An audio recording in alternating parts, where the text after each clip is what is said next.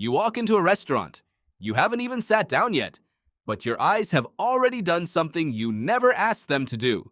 They found the exits. They counted the people. They located the corner seat, the one with its back to the wall. You didn't decide to do any of this. It happened before you finished taking off your jacket. Most people think this is just being observant, but the real answer is far stranger. What you just did is a survival ritual older than language, older than fire, older than the idea of a room itself. Your brain is still running software built for a world that hasn't existed in 10,000 years. Think about the last time you walked into a party where you didn't know anyone. Your eyes moved fast, face to face, group to group. You weren't reading name tags. You were reading threat. Who looks friendly?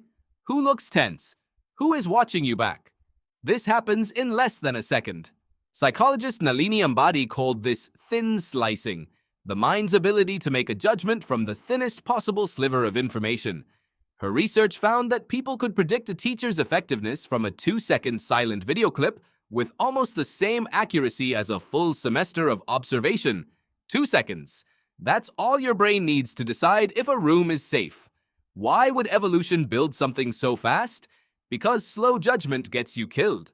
Picture your ancestors 60,000 years ago, walking into a clearing they'd never seen before. There was no time to sit down and think it over. A predator doesn't wait for you to finish your analysis. Neither does a rival group defending territory.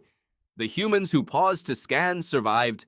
The humans who wandered in blind, distracted, thinking about something else, often didn't get a second chance to learn the lesson. That means the version of humanity that exists today is descended almost entirely from the scanners. The cautious ones. The ones who couldn't walk into an unfamiliar space without instinctively mapping it first. You are not paranoid. You are a descendant. Here's where it gets stranger. Evolutionary psychiatrist Randolph Nesse has a name for why this instinct still fires even when there's no lion behind the breadbasket. He calls it the smoke detector principle. A smoke detector is designed to go off too often, not too rarely. It would rather wake you up for burnt toast 100 times than miss one actual fire. The cost of a false alarm is mild annoyance. The cost of a missed real threat is death.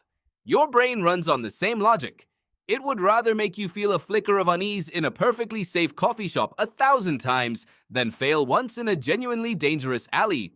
So when you walk into a room and something in you quietly checks who's near the door, that's not anxiety malfunctioning.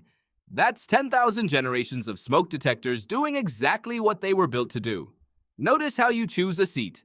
Have you ever sat with your back to an open room and felt strangely uncomfortable, even in a place you knew was completely safe? Most people have. Environmental psychologists have documented this preference for decades. People overwhelmingly choose seating that gives them a clear view of entrances, a phenomenon sometimes called prospect and refuge. Prospect means you can see out. Refuge means something is guarding your back. A booth in the corner of a diner satisfies both at once, and it is almost always the first seat taken. You have probably felt the opposite too. Sitting in the middle of an open room, back exposed, no wall behind you, and feeling a low hum of discomfort you couldn't quite explain. That discomfort has a name. It's the echo of every ancestor who didn't have a wall at their back and paid for it. Now think about the last time you walked into a room and it went quiet. Every head turned toward you for half a second. Your heart rate spiked before your conscious mind even processed what happened. Why does a silent room feel like danger? Anthropologist Jared Diamond spent years studying traditional societies in New Guinea, groups that, until recently, lived in conditions closer to how humans lived for most of history. He documented a level of constant low-grade vigilance that modern city dwellers would find exhausting. Sudden silence, unfamiliar faces, unexplained movement. In these societies, all of it mattered.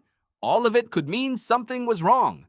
Diamond described this as constructive paranoia, a mindset where small, repeated caution prevents the rare but catastrophic event. Not fear, not dysfunction, strategy. You inherited that strategy. It just now runs in a grocery store instead of a jungle clearing. Here's the twist that makes this even stranger. This scanning behavior isn't limited to physical danger anymore.